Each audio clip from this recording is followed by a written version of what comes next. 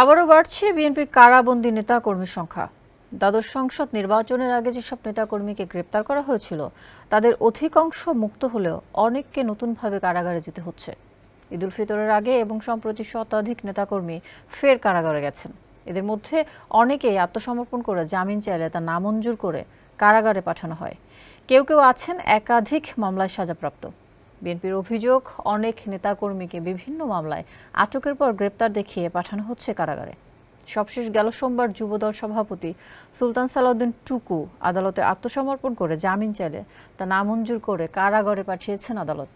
শফিকুল ইসলামের রিপোর্ট, বিস্তারিত জানাচ্ছেন শফিকুল ইসলাম শান্ত।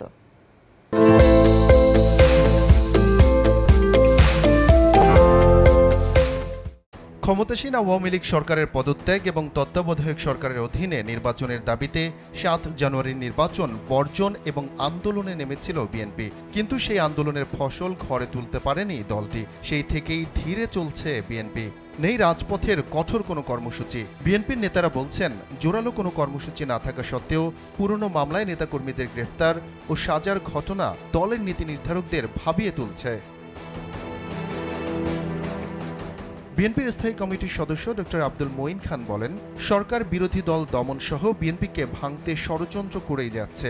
মামলা মোকদ্দমা আজও শেষ হয়নি। এখনো প্রতিদিন হাজার হাজার নেতাকর্মী দেশের বিভিন্ন কোর্টে হাজিরা দিচ্ছেন। নেতাকর্মীদের কারো বিরুদ্ধে ৩০০ থেকে ৫০০ পর্যন্ত মামলা রয়েছে। গভীর রাতেও গ্রামে গঞ্জে তৃণমূল নেতাকর্মীদের বাড়িতে গিয়ে হানা দেয় পুলিশ ও আইন শৃঙ্খলা বাহিনী।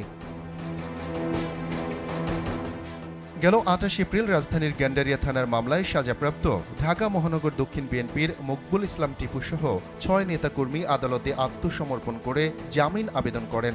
কিন্তু সেই জামিন আবেদন নামঞ্জুর ও কারাগারে পাঠানো হয় তাদের।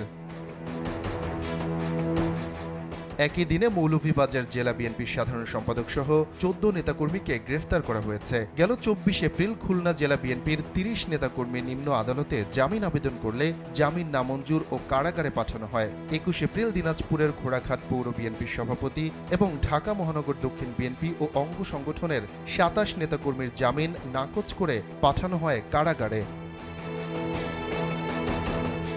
এর আগে গেল ২৭ এপ্রিল বিএনপির কেন্দ্রীয় কমিটির সহ স্বেচ্ছাসেবক বিষয়ক সম্পাদক আব্দুল কাদের ভূঁইয়া জুয়েল এবং ঢাকা মহানগর দক্ষিণ বিএনপির ৫ নেতাকর্মীর জামিন নামঞ্জুর করে কারাগারে পাঠানো হয়েছে।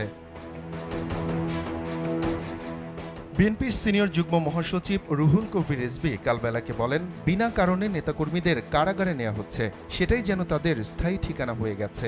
বিএনপির মহাসচিব, স্থায়ী কমিটির সদস্য, ভাইস চেয়ারম্যান, যুগ্ম মহাসচিব সহ কেন্দ্রীয় নেতারা দীর্ঘ ৩ থেকে ৪ মাস কারাগার থেকে বের হলেন। এখনো কয়েক হাজার নেতাকর্মী কারাগারে বন্দী। তাদের জন্য দিনের আলো ও মুক্ত বাতাস গ্রহণ যেন নিষিদ্ধ। এদের প্রায় কারাগারের মধ্যে থাকতে হচ্ছে। শফিকুল ইসলাম শান্ত, কালবেলা।